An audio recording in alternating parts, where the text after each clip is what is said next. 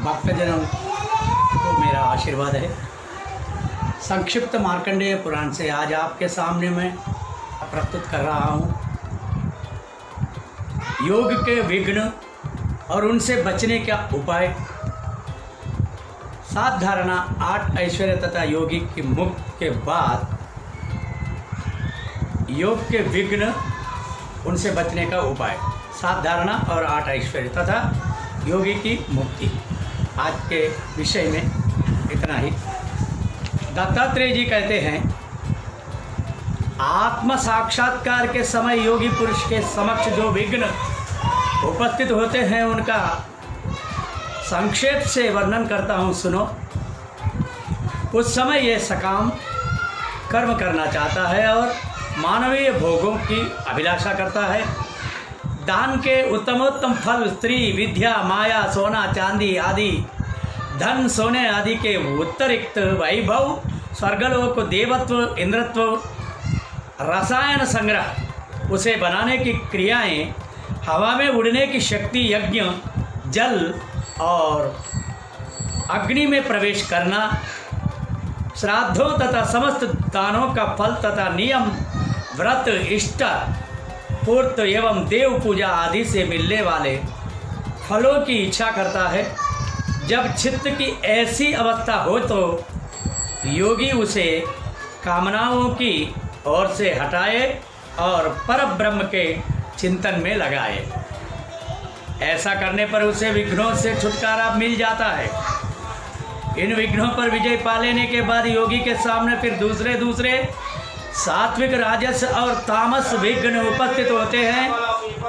प्रतिभा और श्रावण, दैव, ब्रह्म और आवर्त, ये 5 उपसर्ग योगियों के योग में युग्म डालने के लिए प्रकट होते हैं, विघ्न डालने के लिए प्रकट होते हैं। इनका परिणाम बड़ा कटु होता है। जब संपूर्ण वेदों को अर्ध, काव्यों और शास्त्रों के अर्ध, संपूर्ण विद्याएं और शिल्पकला आदि अपने आप योगी की समझ में आ जाए तो प्रतिभा से संबंध रखने का कारण वह प्रतिभा उपसर्ग कहलाता है। जब योगी सहस्त्रों योजन दूर से भी संपूर्ण शब्दों को सुनने और उनके अभिप्राय को समझने लगता है, तब वह श्रवण शक्ति से संबंध रखने का कारण श्रवण उपसर्गा कहा जाता है। जब वह देवताओं के भांति 8 दिशाओं की वस्तुओं को प्रत्यक्ष देखने लगता है, तब उसे दैव उपसर्ग कहते हैं। जब योगी का मन दोष के कारण सब प्रकार के आचारों से भ्रष्ट हो निराधार भटकने लगता है, तब वो ब्रह्म कहलाता है। जल में उठती हुई भंवर की तरह जब ज्ञान का आवर्त सब और व्याप्त होकर चित्त को नष्ट कर देता है, तब वह आवर्त नामक उपसर्ग कहा जाता है। इन महाघोर उपसर्गों से योग का नाश हो जाने के कारण संपूर्ण योगी के देवतुल्य होकर भी बारंबार आवागमन के चक्र में घूमते हैं। इसलिए योगी पुरुष शुद्ध मनोमय उज्ज्वल कंबल ओढ़कर परब्रह्म परमात्मा में मन को लगाकर सदा उन्हीं का चिंतन करें। पृथ्वी आदि 7 प्रकार के सूक्ष्म धारणाएं हैं जिन्हें योगी मस्तक में धारण करे। सबसे पहले पृथ्वी की धारणा है। उसे धारण करने से योगी को सुख प्राप्त होता है। वह अपने को साक्षात पृथ्वी मानता है, अतः पार्थिव विषयी गंध का त्याग कर देता है। इसी प्रकार वह जल की धारणा से, सूक्ष्म रस का, तेज की धारणा से, सूक्ष्म रूप का, वायु की धारणा से, स्पर्श का तथा आकाश की धारणा से सूक्ष्म प्रवृत्ति तथा शब्द का त्याग करता है। जब अपने मन से धारणा के द्वारा संपूर्ण भूतों के नाम मन में प्रवेश करता है, तब उस मानसिक धारणा को धारण करने के कारण उनका मन अत्यंत सूक्ष्म हो जाता है। इसी प्रकार योगवेत्ता पुरुष संपूर्ण जीवों की बुद्धि में प्रवेश करके परम उत्तम सूक्ष्म बुद्धि को प्राप्त करता है और फिर उसे त्याग देता है। अलर्थ जो योगी इन 7 सूक्ष्म धारणाओं का अनुभव करके उन्हें त्याग देता है, उसको इस संसार में फिर नहीं आना पड़ता। जीवात्मा जितात्मा पुरुष क्रमश इन 7 धारणाओं के सूक्ष्म रूप पे देखे और त्याग करता जाए, ऐसा करने से वह परम सिद्धि को प्राप्त होता है। राजन, योगी पुरुष जिस भूमि में जिस भूत में राग करता है, उसी में आसक्त होकर नष्ट हो जाता है। इसलिए इन समस्त सूक्ष्म भूतों का परस्पर संपत्ति जानकर जो इन्हें त्याग देता है, उसे परम पद की प्राप्ति हो जाती है। 5 भूत और मन बुद्धि के इन 7 सूक्ष्म रूपों का विचार कर लेने पर उनके प्रति वैराग्य होता है, जो सद्भाव का ज्ञान रखने वाले पुरुष की मुक्ति का कारण बनता है। जो गंध आदि विषयों में आसक्त होता है, उसका विनाश हो जाता है और उसे बारंबार संसार में जन्म लेना पड़ता है। योगी पुरुष इन 7 धारणाओं को जीत लेने के बाद यदि चाहे तो किसी भी सूक्ष्म भूत में लीन हो सकता है।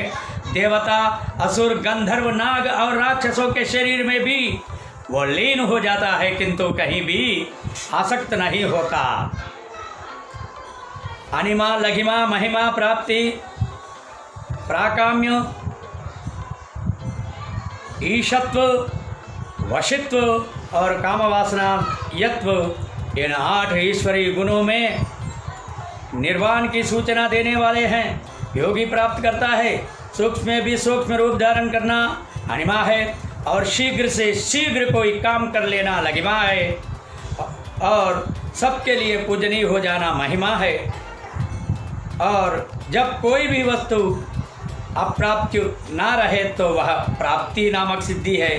सर्वत्र व्यापक होने से योगी को प्राकाम्य नामक सिद्धि की प्राप्ति मानी जाती है। जब वह सब कुछ करण में समर्थ ईश्वर हो जाता है तो उसकी वह सिद्धि ईश्वरत्व कहलाता है। सबको वश में कर लेने से वशित्व हो जाता है। यह योगी का 7वां गुण है, जिसके द्वारा इच्छा के अनुसार कहीं भी रहना आदि सब काम हो सके, उसका नाम कामवासयत्व है। ये ऐश्वर्य के साधनभूत 8 गुण हैं।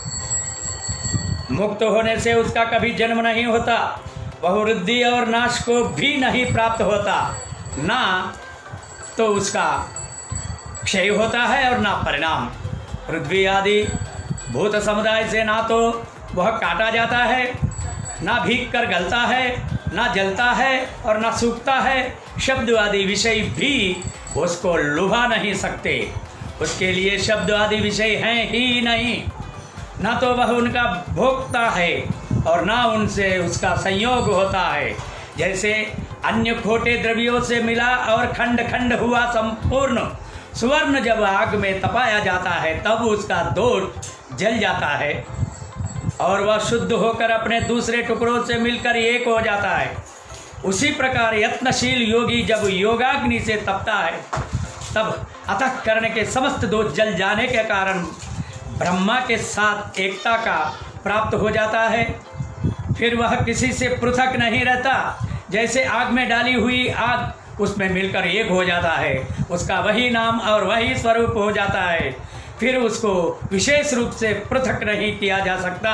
उसी तरह जिसके पाप दग्ध हो जाते हैं, वह योगी परब्रह्म के साथ एकता को प्राप्त होने पर भी फिर भी कभी उनसे पृथक नहीं होता। जैसे जल में डाला हुआ जल उसके साथ मिलकर वही एक हो जाता है, उसी प्रकार योगी का आत्मा परमात्मा में मिलकर तदाकार हो जाता है। ఛానల్ని లైక్ చేయండి, షేర్ చేయండి, సబ్స్క్రైబ్ చేయండి।